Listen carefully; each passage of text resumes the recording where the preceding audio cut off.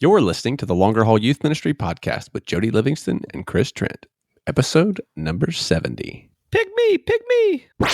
Welcome to the Longer Haul Youth Ministry Podcast, helping you survive and thrive in youth ministry. And now, your hosts, Jody Livingston and Chris Trent. Well, hey, everybody. Welcome to the show today. Thanks for tuning in and listening wherever you are and wherever this finds you. Thanks for making this podcast today a part of your day. We especially want to welcome you to the show today. If you are a first-time listener and checking out the podcast for the very first time, we're excited and glad to have you here. And if you're a returning listener, part of the Longer Haul community, man, thanks for hanging in there and still listening to us. We are grateful. If you enjoy the show and find it helpful, we'd love for you to share it with other folks that you think would find it helpful, as well as making sure that you subscribe to the show so you get the episodes each and every time they come out and you don't miss any of the goodness. The goodness. Indeed. Jody Livingston. What's up, man? You good? I'm good. Yeah. So the guy that just gave you the incredibly awesome intro there, like he does every week, that's Jody Livingston. My name is Chris Trent, and we are a couple of youth pastors living in the Atlanta area. Not at the same church, at different churches, but we both have been doing youth ministry for a long time and love to invest in other youth pastors and hang out with other youth pastors. But literally both are we're recording this on a Wednesday night and we're both at our youth groups tonight. So And we're tired. just worn out, but we're doing it like you guys are doing it and gals are doing it. So yeah, man, we love this stuff. Yeah, it's good. You can track us down, catch up with us on social media stuff. Jody Livingston, it's Jody. Chris Trent. You know, I don't really do the whole just to clarify to some of the listener folks, by the way, like I'm not doing the Twitter thing much these days, honestly. I mean, so I'm more of I'm more of an Instagram kind of guy. You are pretty active on Instagram. Yeah, I'm an Insta guy. I mean, and the stories too. I love the story thing on there. So anyway, I should probably be more intentional as a whole. I just find myself not caring.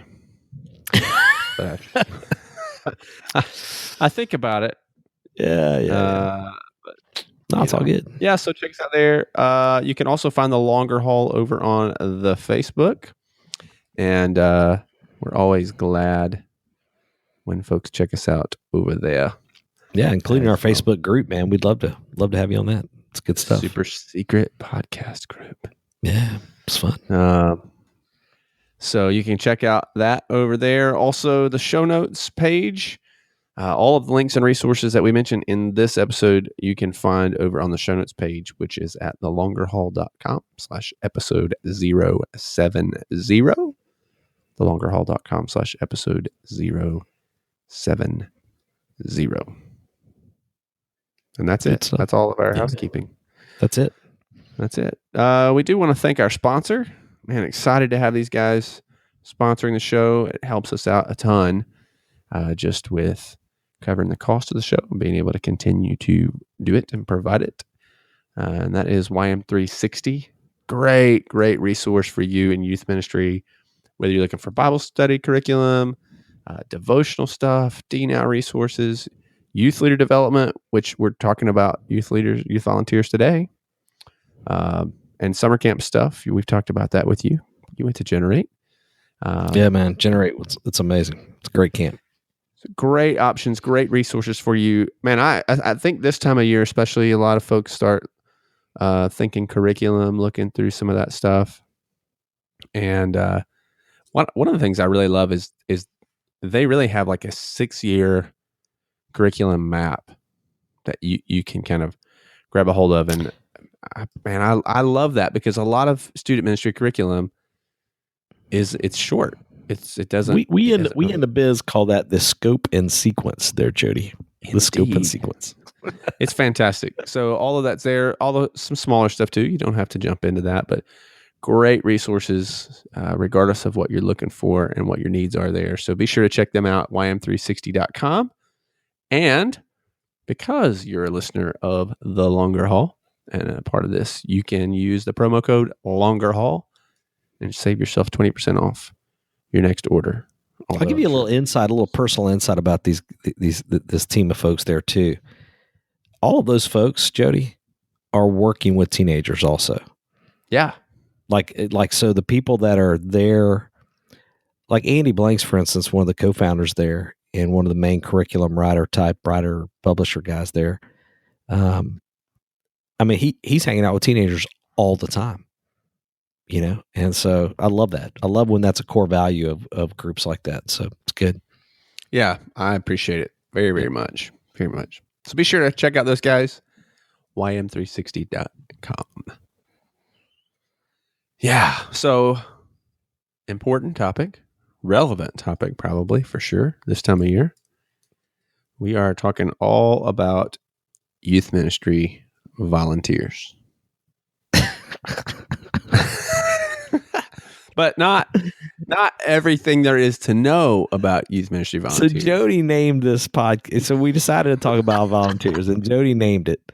And I was like, all about, like, we're really going to make that proclamation that So it's not like listen to our podcast and we will tell you everything you need to know about volunteers. So it's not like all that there is to know. It's just that all that we're going to talk about today is youth ministry volunteers. All that we know, which ain't necessarily a ton, but we have lived it for a while. So we recognize the value. So let's jump in. You want to jump in?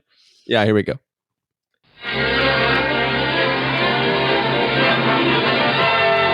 And now we're pleased to bring you our feature presentation. I'm so excited to hear all you know about youth ministry volunteers. That's really funny. That's really funny, Joey. So here's what we do know, though, and we were talking about this as we were kind of setting up this thing. We were talking about, folks, and you got to believe us on this one. You just have to believe us. The importance of volunteers. Now, I think we all probably would go, oh, yeah, volunteers are important. We all would say that because you're supposed to say that, right? But I'm going to tell you right now that I really do believe that you cannot maintain doing it on your own or mostly on your own long term. I feel like to experience longevity, like in youth ministry, you know, and here we are doing this podcast where we're talking about the longer haul. And I think, and we often clarify this too, Jody, the way we talk about, sometimes we're talking about, okay, well, what does longer haul mean? Do we mean at your current church? Or do we mean doing youth ministry long term? And our answer is always yes. We're talking about both of those things. But in both of those things, I will tell you that I really believe you have got to figure out the importance and value of having volunteers. Do you agree with that? No, absolutely. And I think obviously we're talking longevity, but even in the short term, your effectiveness is greatly multiplied by the number of volunteers you have investing in the lives of teens.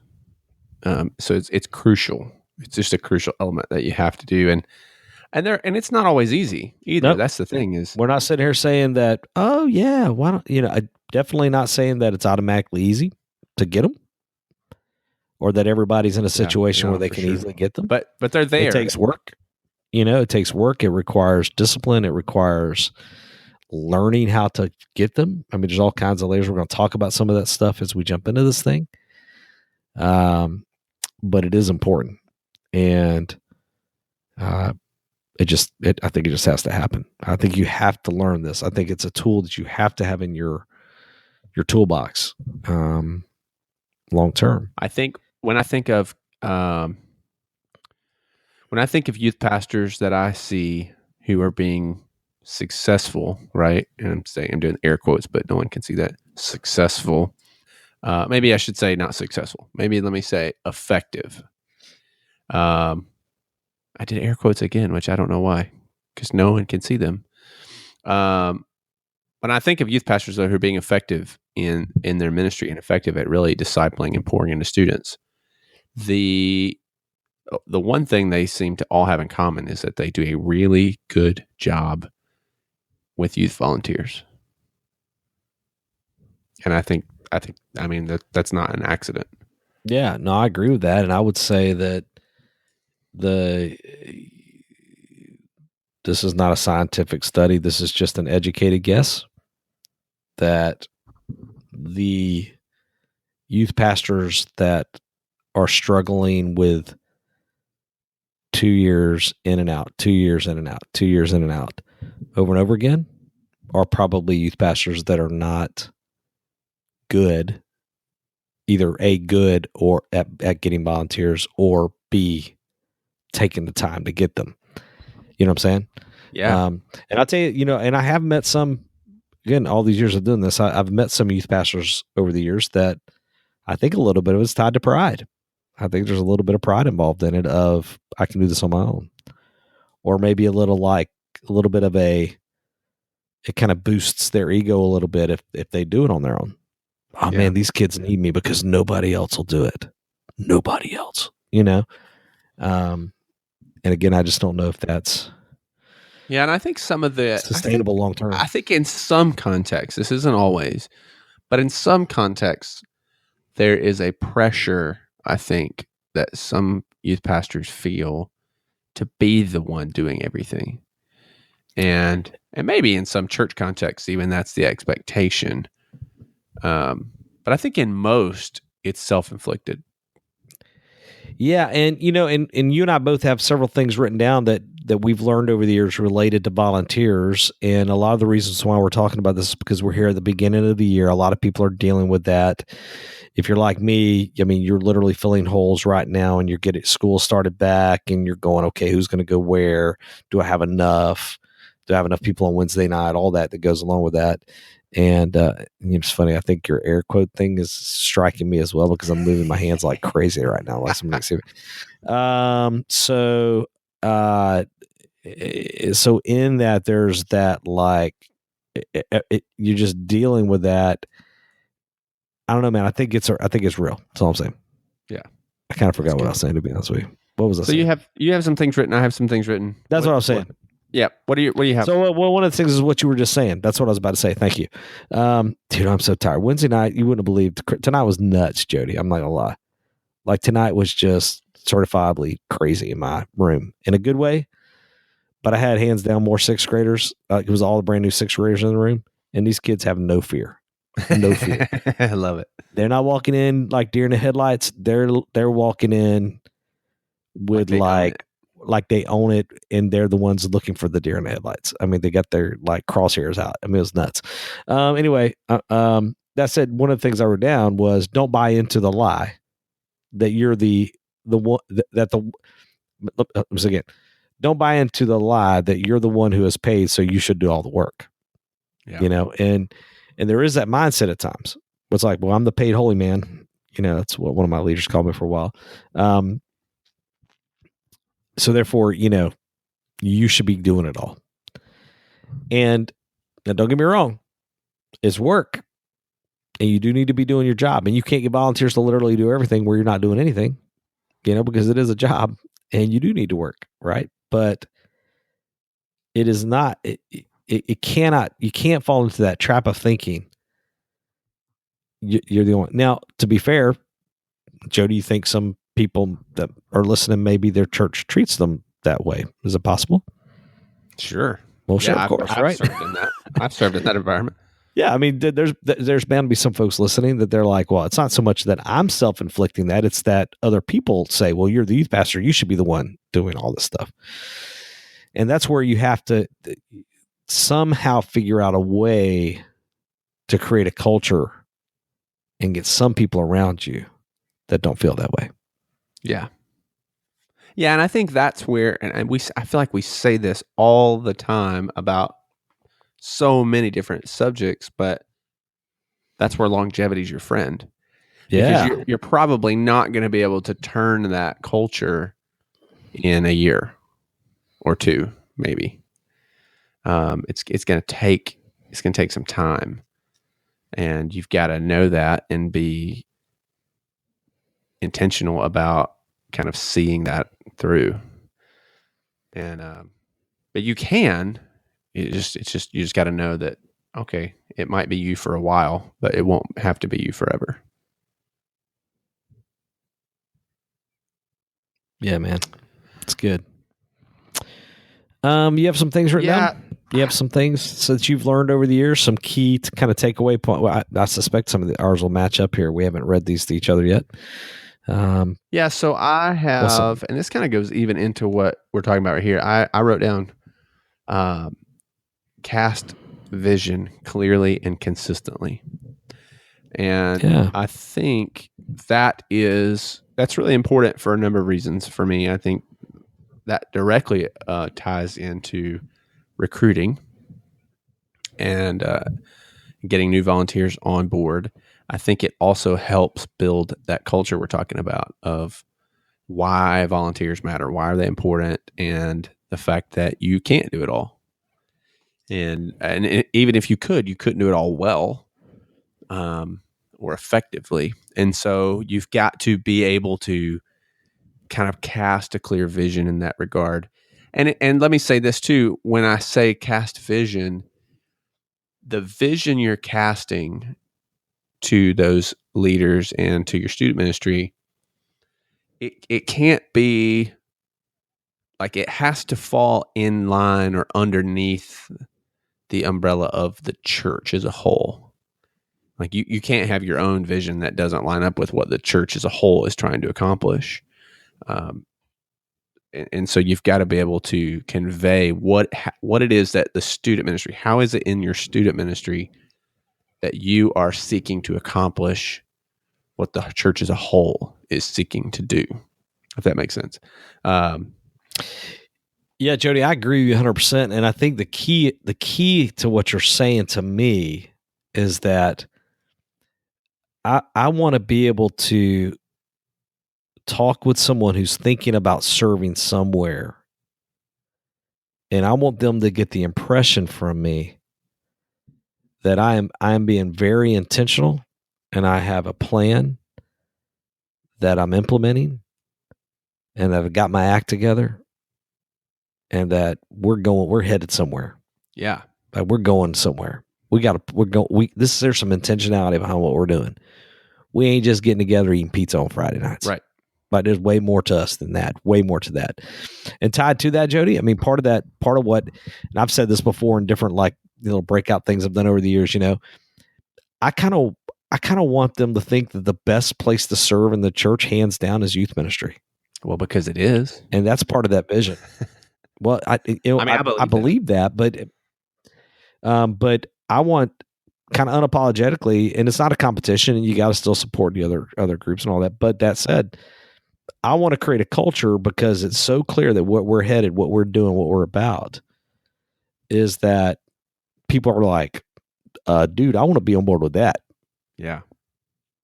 Like, I want to be a part of that. I'm pointing now. See, you started this with the air quotes. So yeah, I mean, I think you're dead on, man. And I don't mean like, man, you got to sit down and come up with your core values and your, this and the that's and the this and the that. I just think you need to know where you're headed. Yeah. Yeah, for sure. For sure. And I think, a lot of times I see, and this is, we actually, I think,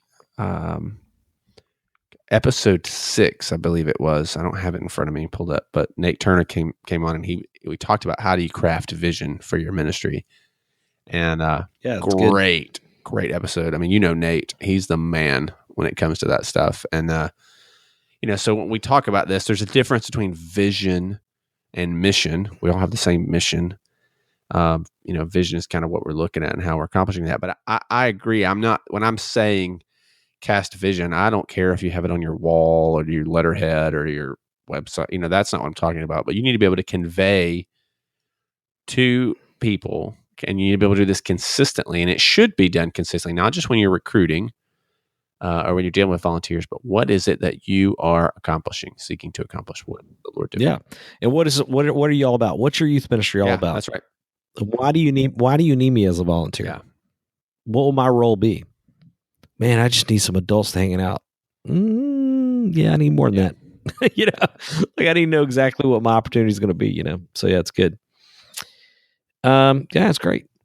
Ta-da. All right. You want one Yeah, of go mine? for it. So I put down, and this is just a practical, you know, we're going to be all over the map on this, but these are just some key takeaways that I've learned over the years that I think is important to volunteers. I wrote this down. Interview everyone. Yeah. Interview everyone. Okay. So every volunteer that you have, I feel like you need to take the time to interview them and dig into what they are and who they are. Now, two reasons for that. One is so that you can check them out, you know, and they should respect that. Matter of fact, if you got somebody who ain't on board with that, red flag, you know, but you want to be able to check them out and find out what their story is. What is their faith story? What is the reason they're wanting to serve with students?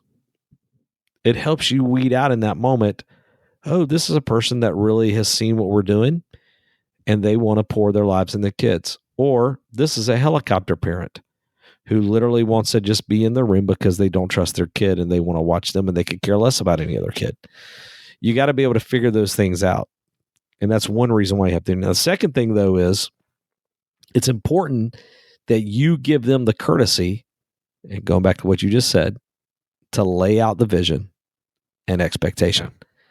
So you need to give them that moment where you're saying, hey, you're thinking about being a part of what we're doing, or I've asked you to sit down and talk with me so that I can lay out, here's what this role that you're thinking about volunteer, here's what the expectations are. Yeah. And here specifically are sort of how it would impact you weekly. These are the kind of the big things each year that we want you to be a part of, if at all possible. And on top of that, if you want to know what I think a really good, for instance, say for us, it would be like a life group leader. You know, that's kind of like our Sunday school leader kind of thing, you know. This is what a good leader does. Like the ones that are really killing it. Yeah. I hope you're going to be one of those, you know. All those things, but in order to pull that off, you've got to sit down and talk with all of them, or talk to these people, you know, and lay that stuff out. Do you do an application of any kind? No. Which, you know, I don't know that that's good advice, to be fair, because I feel like maybe a lot of people are. I would just say this. As a parent who is filling crap out all the time, don't put me through that unless you really need to put me through that. In other words, so for me, my thing is, instead of asking them to do all that application-y stuff, I'm doing the interview. Yeah. Because I'm going to find out everything in an interview that I need to know for the most part. Yeah. Do you see what I'm saying? Because I'm asking them those kind of questions and it's a talk back and forth, you know, kind of deal. Yeah, I would say two things just as way of advice on that, and you tell me what you think on this. I stopped a long time ago, even in things where we are doing like an application. So if it's like, I don't know, mission trip or like student leadership stuff, I don't call it an application. People just tend to freak out for whatever reason in church. We just call it information form. It's the same thing. It doesn't say application at the top. It just says information form. So if you are in a context where you feel like, or there's an expectation of doing that, maybe you don't have control over whether or not you can do that. I'm always in favor of not calling it an application because I think people tend to shy away from that. And even in the interview thing, if you're in a context where you can say, hey, we do an interview with our leaders, then you need to communicate that up front. But I don't know that you necessarily have to be super formal and tell them, hey, do we do an interview? Like, let me just sit down and hear your heart. Let's talk about this. And let me explain what we're doing. And I think I do interviews with all of our potential leaders as well, but I don't know that any of them have ever known like or thought of it in the context of like an interview, like we would think of like a job interview or something like that. Yeah. So here's where I would push back with you, Jody. Hey, could this be our first fight ever? Okay, not really. It's not really a fight, but here's where I would push back. What I would call, or at least say, be cautious. And here's where it is.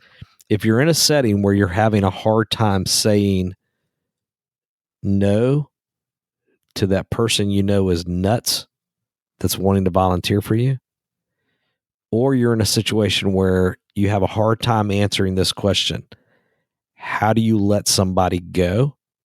So some churches are in settings where they can't fire people, Yeah.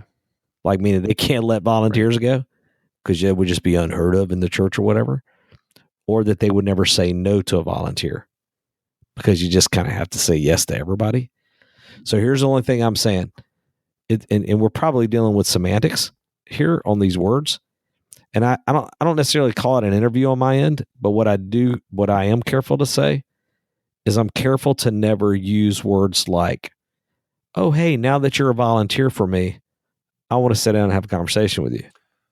Right. Rather, Right. hey, as you're praying through so I put it back with them, as you're praying about whether or not you want to volunteer, and we're praying about what our needs are, and we're considering whether or not this is a good fit for you, I want an opportunity to hear your heart, and I want to give you an opportunity to hear my heart so that we can determine on both sides whether or not this is what God's got laid out. But then that gives you that ability to kind of go, as we dug into this, I just feel like maybe, we're full. Well, no, and I agree. But it also allows you to put that ball down the field a little bit, maybe, and not overreact and not over, get yourself into, to a predicament because eager beaver there wanted to volunteer for you. Right.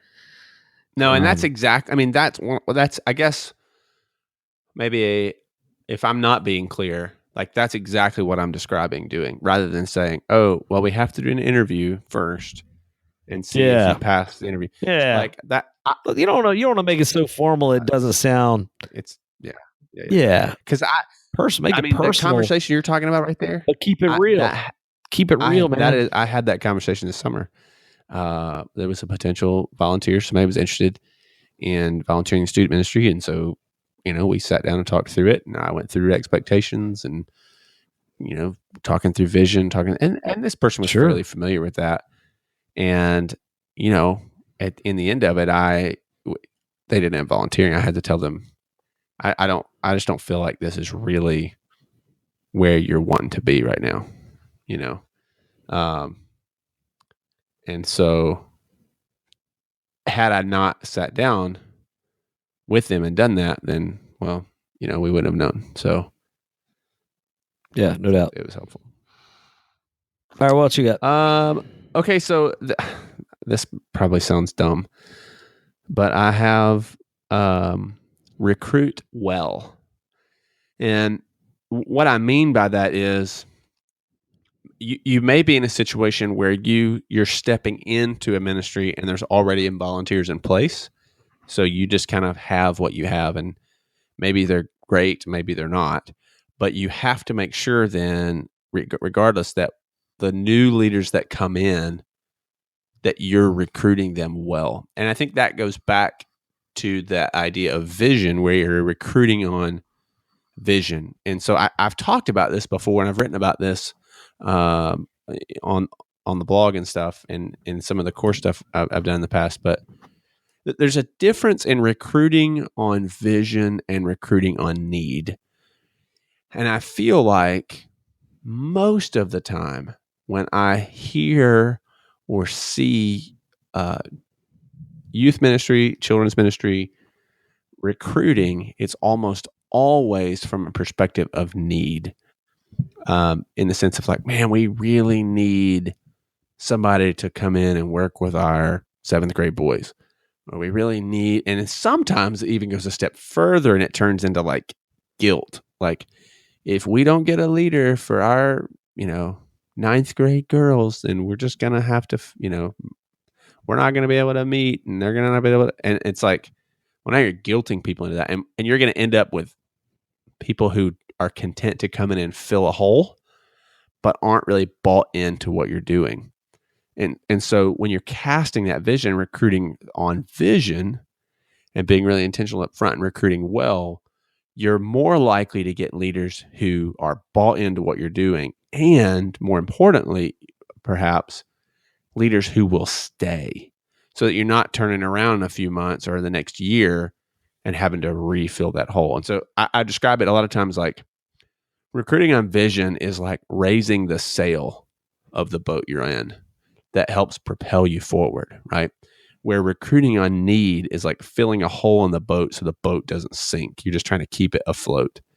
And so you have to make sure, I think, that when you are bringing in new volunteers, that you're recruiting them really well and that you're bringing in really good quality volunteers and leaders.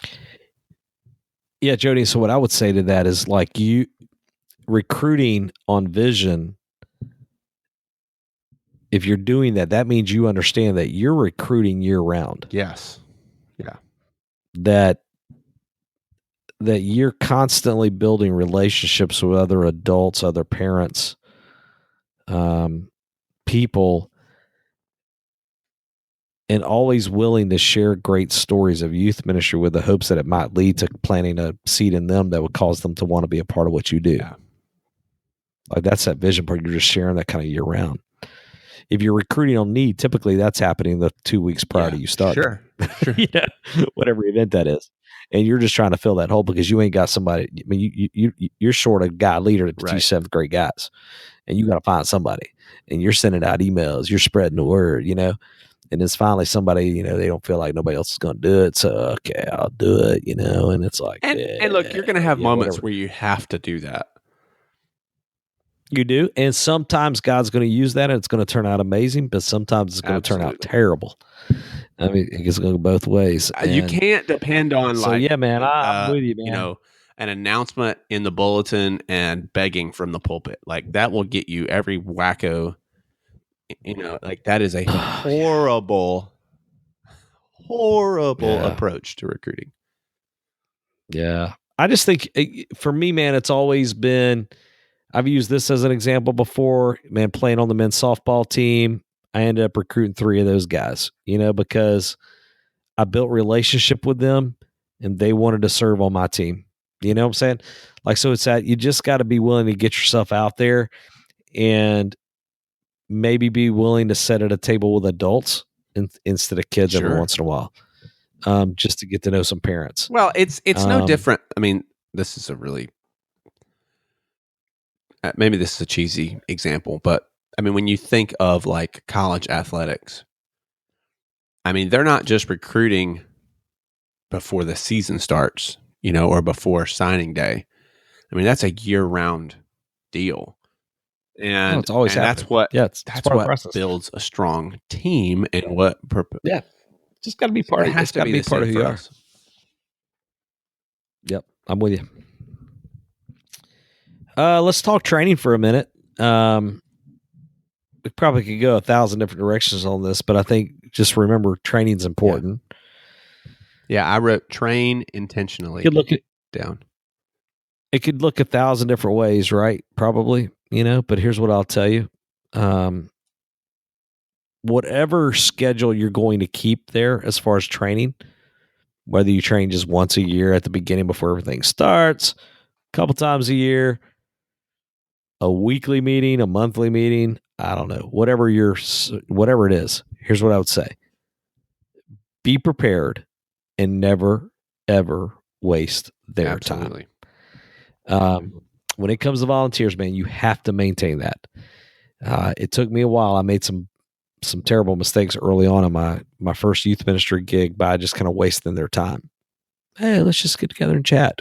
No. You just got to be prepared. You got to be and I like the word intentional. You just got to have some intentionality behind that. And you want to never, ever waste their time. Have an agenda. Just have an agenda. Start on time. And we talked about this in our parent. We said, and this is a little small tip here. I thought about this because when we talked about parent meetings, one of the things we said was, man, you're on time, you start on time, and the room is ready. Right? So meaning that you're not getting there, everybody's kind of starting late, and you don't have enough chairs set up, blah, blah, blah, whatever. The air conditioner wasn't turned on. No. You got to do it well. Treat them well. you know, and then, as far as what the training is, I'll tell you two things that I've learned over the years when it comes to that training time. One, there are a ton of resources out there, Yeah, right? there's tons. Like you can find articles, you can find things that you could use, that you could bring in and say, hey, here's a youth culture update I could give you. I wanted to share with you guys. What do you think about that kind of thing? Yeah. Right? So that's one thing. Okay. The second thing is, don't be afraid to start to create content on your own. Now, Jody, I think you and I are similar in this.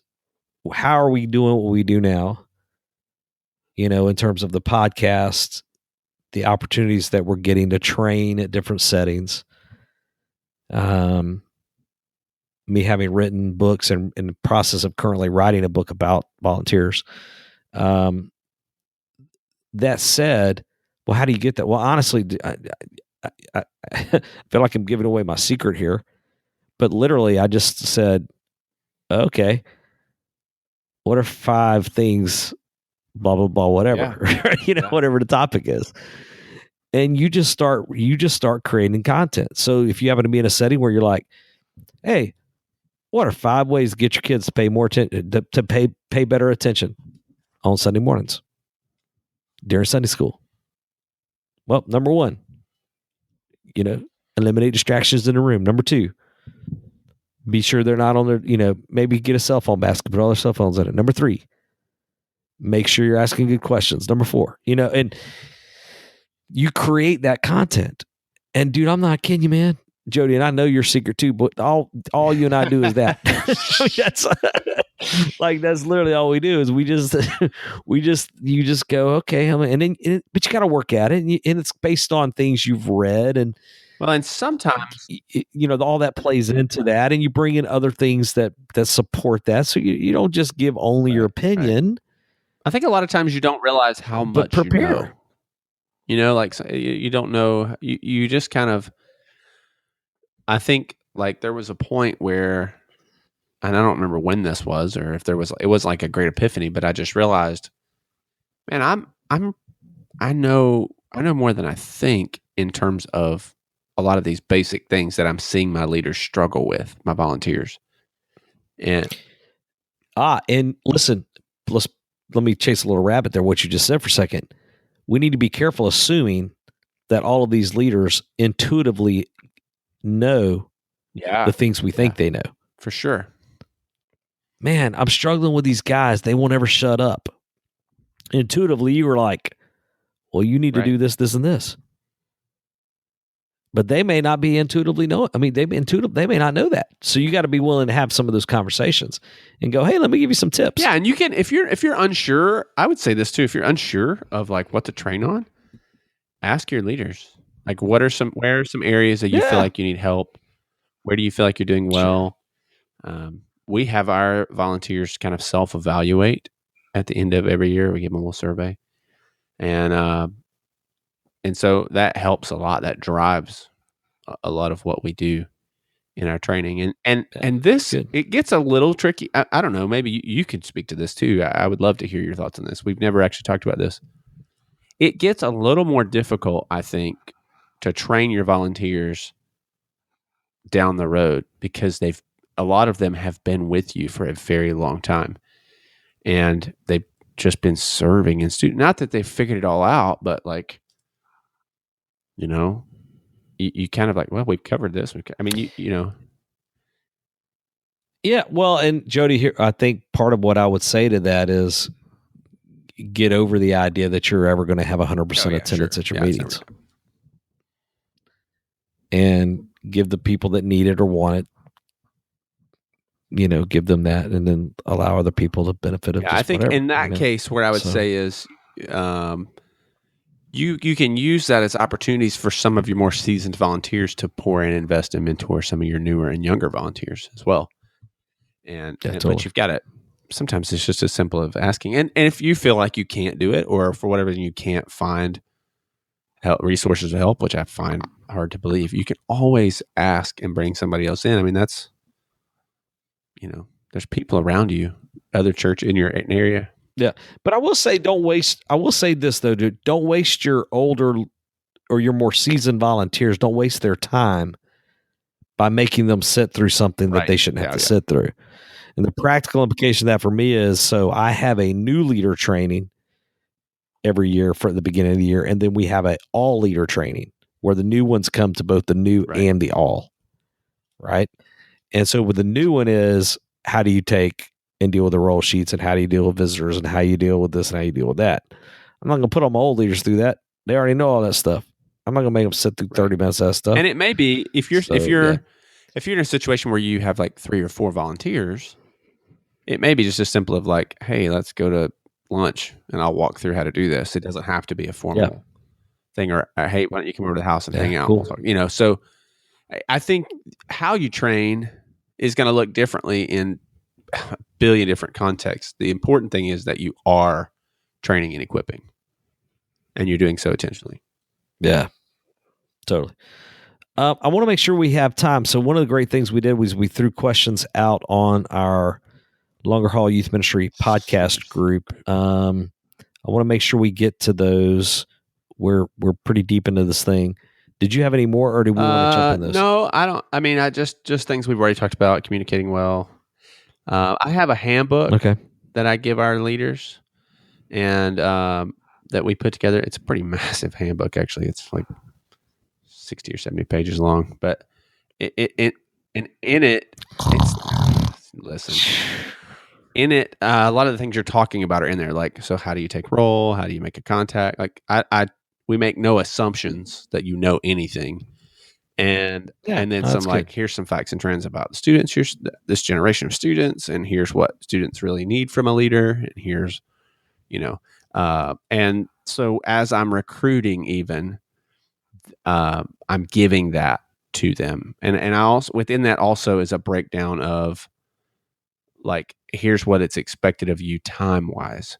So if you're serving as a small group leader, well, it's going to take you this much time to, prep most weeks. You're going to teach for this much time, the context you're making. So I try to, because I don't want to just be like, oh, I need you to come teach a small group, because there's more than that involved. So, and the last thing I want is for a leader to get in there thinking they're just teaching and then realize, oh gosh, there's a whole lot more to this. So I'll be glad to send that to whoever, if you'd like to take a look at that in a PDF, and you can take it and modify it and steal from it if you want.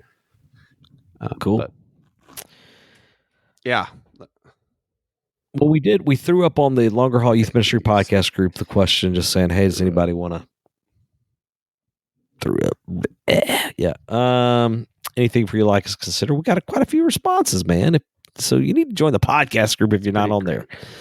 That said, Scott Osborne, man, jumped in pretty quick. What's up, Scott? Hope you're listening, man. So here's a few things he has. First of all, best ways to celebrate leaders throughout the year. Jeremy Brummel kicked in a question. Jeremy. It's very similar to that. We said, Jeremy, I know. What up, Jeremy? He's close. How to be better organized in order to celebrate better. So this whole celebrating. So and I want to hear from you, Jody, for sure on this too. But I will tell you this: the first thing that comes to my mind is don't forget the coffee. Yeah. And so when I think about and so, it seems trivial, but I'm telling you, one of the best things I do on Sunday mornings is I've got 4 coffee pots going, and with a good spread of stuff laid out for all the different flavorings. Plus, we have a little hot water thing for people that want tea with good cups. And it has turned into just this easy way for us to say, we value you. I'm going to make good coffee. And we joke, the best free coffee at Johnson Ferry at my church is at my desk, period. Like, that's what we say. And so our leaders know that. And so they come in, and it's created a culture for them where they can kind of hang out with each other for a minute kind of deal. So I think that's one way. But I'm sure you probably have, but we got other ways we celebrate as so well. What else you got? there's a couple of things that come to mind. One is I'm a huge fan of handwritten thank yous. Yeah. And Interesting. I've never gotten one from you. But anyway, go ahead. Keep talking. yeah. So I think, and I try to do them. I mean, I think obviously if you can send handwritten stuff like birthdays and anniversaries and that kind of stuff, that's huge, right? I transparently, I don't do a good job at that. But I do often, as I'm thinking of praying for our volunteers and leaders, we'll just do a handwritten thank you note or card or postcard. I think it goes so long. I love getting those, right? And so for somebody to take the time to do that. So that's a big thing for me. We've also done. Well, and hey, let's push pause for a second there. I think what you're saying also with what Jeremy Brummel asked about how do you be better organized. One thing I would say that you have to be willing to do in order to celebrate those moments and write those thank you notes, or for me, I send a text kind of thing because you're not as good as you. But that said, coming soon, like literally here in the next week or two, I already have all my old leaders. I already have all their birthdays saved with a reminder set in my phone. I'll go in and make sure I have all my new ones set, and I'll make sure I have them all in the group text. So you see what I'm saying? But if you don't take the time on the front end to do all that, it's going to slip by, and you're not going to remember you that. Put that stuff in your calendar too, so and it's there. And that's what I have. That's what I have in my calendar with an alert is what I have. So so it's good. Yeah, we've done retreats too, like leaders retreats, just for like an overnight. Cool. Yeah. And that's been really good for us. I did that initially when I first came on staff here, where I am currently, and that was massively huge for us. And then we always do an end of the year celebration as well. We give out Christmas, like a little Christmassy gift kind of thing too. We do a big Christmas party on our end. Yeah. But we got to do some more wrap. We got to get moving on this if we're going to get through all these. Scott also asked what to do when leaders leave.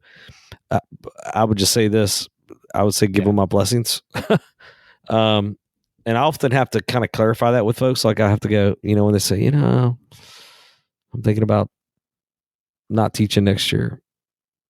I just personally have learned that if I try to talk them into staying, often I regret that. And so I just say, man, you know what? I really appreciate you telling me. And, thank you for, I trust, I trust you, and I'll say this in a guilt-ridden way. I'm like, man, I just trust you. I appreciate the work you've done. And I trust that you prayed about this. And man, if this is what God's, leading you to do, I mean, I want to support you and encourage you wherever you decide to serve. Now, obviously, if if they're leaving because of a conflict or something that needs to be dealt with, that's a different thing. But if they're just like they're tired and they want to go to Sunday school with their wife or their husband, for a change, I think you have to give them permission. Blessings. To step away. You just got blessings. Thank you for serving. The youth ministry can't be like Hotel California, right? Where you.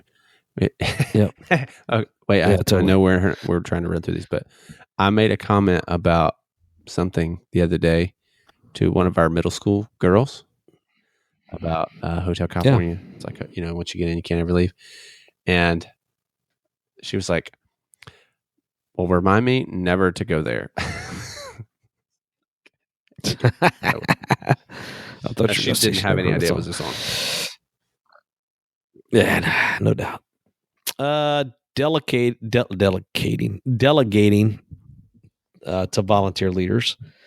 Scott mentioned that. I think so we kind of talked about that. I think you just have to have real. I think part of that is.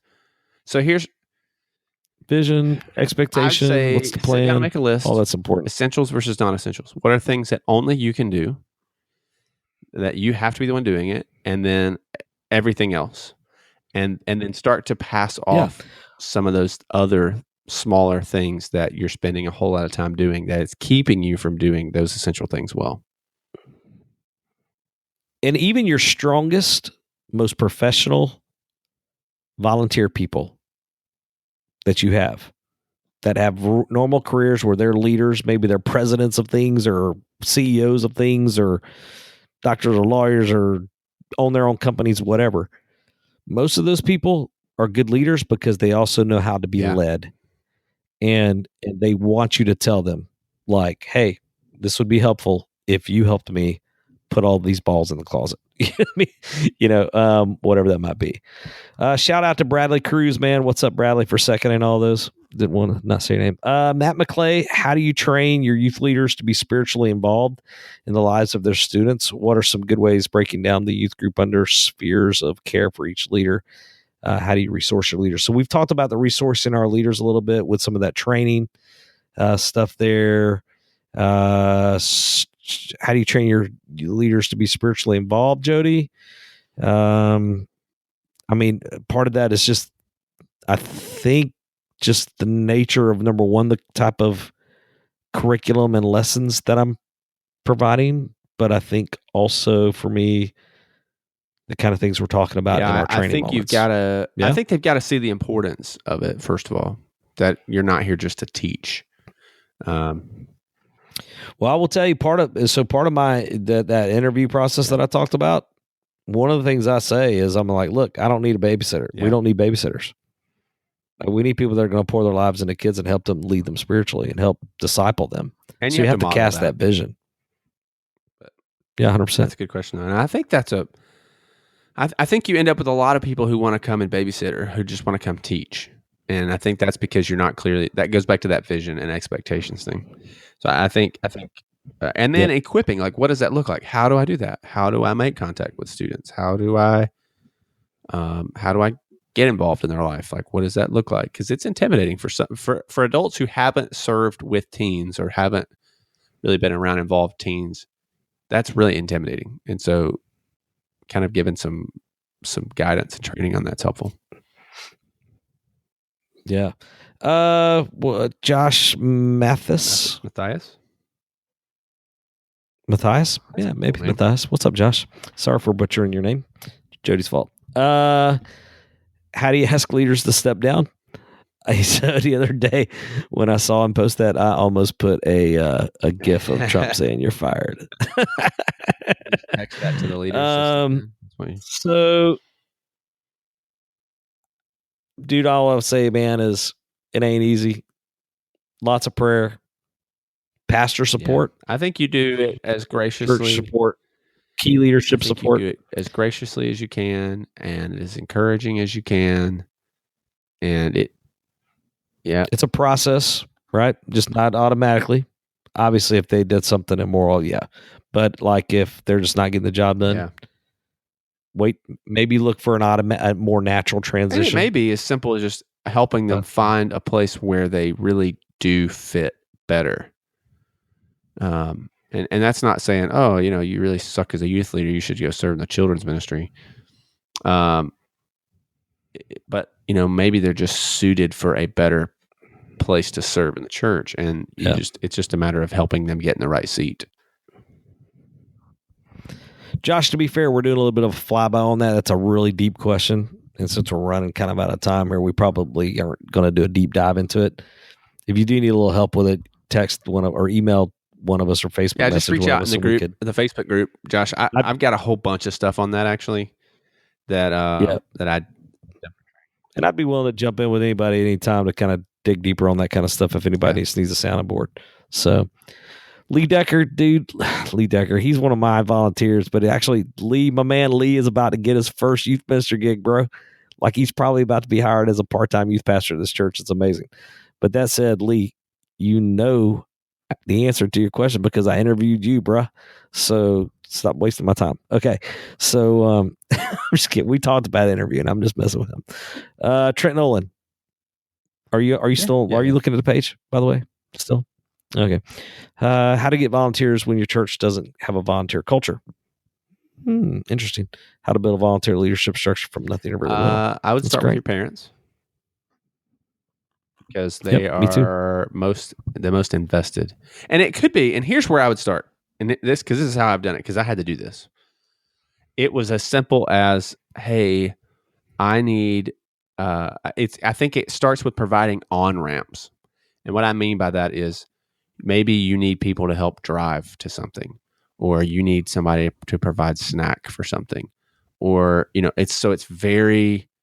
It's not like a long term commitment. It's like an opportunity to serve for a moment, right? And so you get them in and around the student ministry, and that becomes more and more consistent, and they begin to see what it looks like. Yeah. Because as crazy as it sounds, sometimes you have to just let people know that you are willing and you do need volunteers. So like when we do our like people aren't just going to come knocking your door down going, hey, let me serve, let me serve. So at a parent meeting, we stand up and say, hey, here's all the needs. Here's we've talked about the welcome wagon and stuff before with trips, and like here are all the areas that you can serve if you'd like to be plugged in and involved. And I think you have to convey the need and the opportunity, gain your cast and vision of that, and being intentional on how you recruit. But I think a lot of times it starts with just providing those simple on ramps. Yeah, no doubt. Hey, what up, Trent, by the way? Trent and I, man, we've hung out at Conclave a little bit before, so he's a good guy. Marco Jericho. Cool name. Dude, that's a freaking awesome name. It's like a band name, like author name, cool pastor name. WWE name. Marco Seriously, Jericho. Dude. Like, sorry, Marco, we're taking advantage of your name there. That, and we're about to say, dude, I think that's a different topic. How do you develop a youth worship culture related to volunteer thing? I'm not really, maybe that's just a general question. I do feel like we talked about that a little bit about essentials of a worship service though, in that one episode, that we talked about. I'll see what episode that was. We just talked about that, right? Yeah, you did that with, so that was 62. I wasn't there for that one, I think. Episode 62. So 62. Marco, check out episode 62. And if we're not scratching your itch there, throw it up as another question by itself and we'll consider it for a future episode. Jeremy Brumble, training and developing leaders. First of all, Jeremy, I know you and you're kind of good at some of that stuff already, but thanks for asking. We did talk about that one already. Wendy Everett. Wendy, great name. That's my wife's name. This is not my wife, though. This is Wendy Everett. How to encourage volunteers to prioritize their own spiritual growth. Wow. See, I read that earlier. Remember, I said, oh, that's a really good question. That was the one. Oh, was that the one? Yeah, man. I think that ties into Jeremy's. So after that, I'm not trying to. He says if you have a traditional model of church, Sunday school, then service, or vice versa, how can you help your teacher spiritually when they don't have a? Yeah. How do you have a class? Yeah.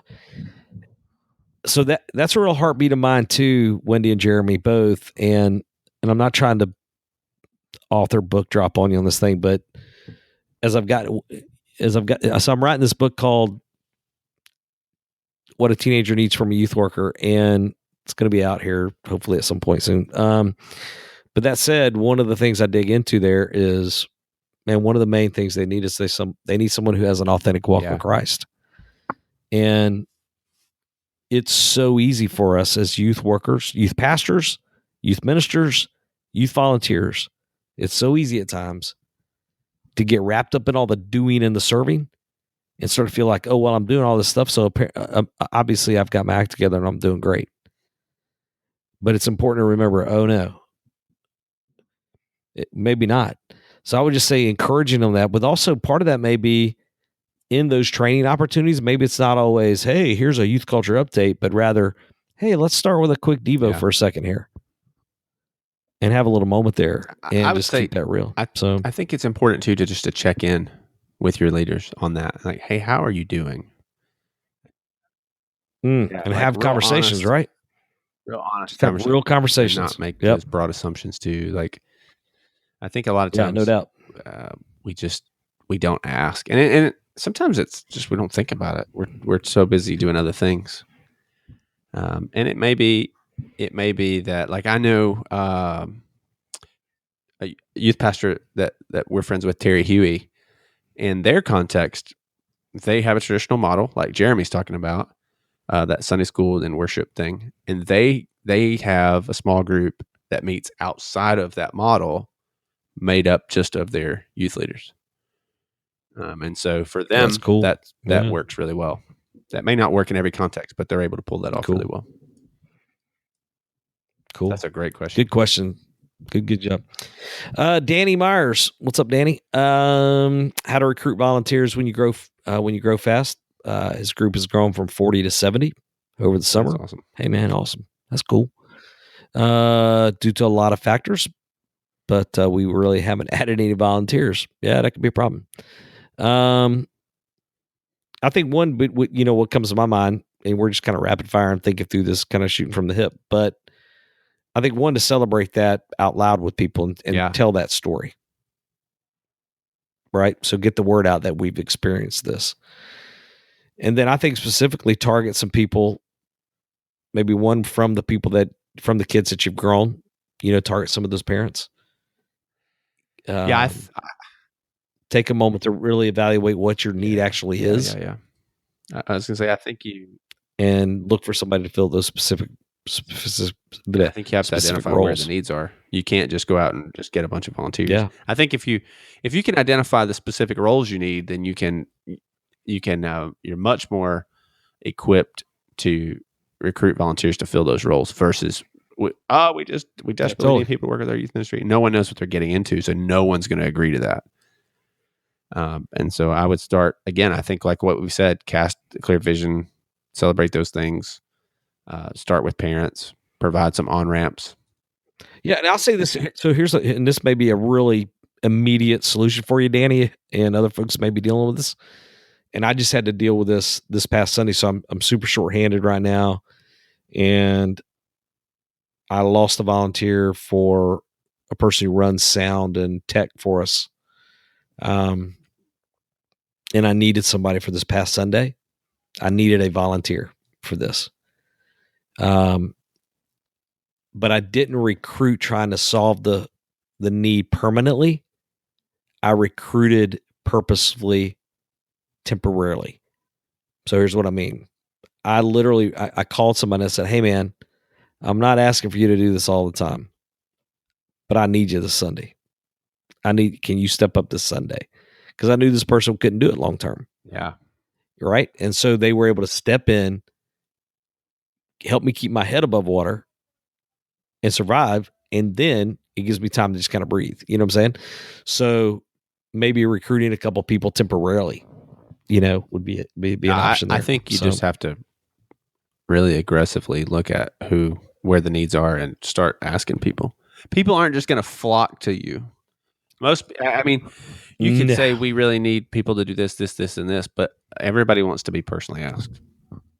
And I would start with the leaders you have as well. I would ask the leaders that you do have in place who they think would also be good to serve, because hopefully they have a good understanding of what's happening vision culture wise, and they can identify people who they feel like would also be a good fit on the team. Because that's the other thing we really didn't talk about. But when you're recruiting volunteers, it's not just a matter of bringing somebody on who would do well in a certain role. You also, I think, have to really think about the chemistry of your team, because sometimes that can really derail it. Yeah. So by starting with the volunteers you have, that can be a great place. So I'd start there, and I'd start with parents, and I'd just go after it. So there's so much more we could say about this, but man, we're way, way long. So. Woo. Yeah. But I will say this, hey, for all the folks that contributed to the conversation with some of these questions, man, thank you. It really means a lot to us that you guys and gals are posting these questions. I love that. I love the fact that it's a conversation that we're having, and know this, we struggle with this as well, and we have to fight this battle also. And we're kind of all in this, together trying to figure this thing out. So keep up the great work, man. Keep praying. Absolutely. And just know that volunteers are important. If we didn't really cover or answer your question, or you're thinking of another one now, maybe you're listening and you're like, oh man, I have a question. If you're not a part of the podcast group, super secret podcast group, head over and request to jump into the group, and you can comment on the initial post there, follow up with that, reach out to us. We'll be glad to do and help in whatever way we can to help you that. But hopefully this has been helpful, at least as you're starting to think through recruiting and training about your volunteers, and I know this is a busy time for that. So for tuning in, listen. If you're finding the show helpful, man, make sure you subscribe so that you can get them as they come out each and every time. Be sure to head over to ym360.com and check out all of the goodies they have there. Curriculum, devotionals, D&I resources, youth leader development, like we're talking about training stuff, right? I mean, that's a great place to go for that. Summer camp stuff. And don't forget the promo code Longer Haul to save yourself some 20%. I think that's it. You got anything else? No, man, it's good, man. I'm hoping at some point my voice will come back. I probably sound terrible on all these podcasts. I apologize to everybody. I'm telling you, man. I'm gonna put a link to that in the show notes. I have struggled all summer. I mean, I've just been struggling. My voice is just shot. So, cool. But anyway, it's been good though, man. Well, all right, I think that'll do it. So we'll catch you in the next episode.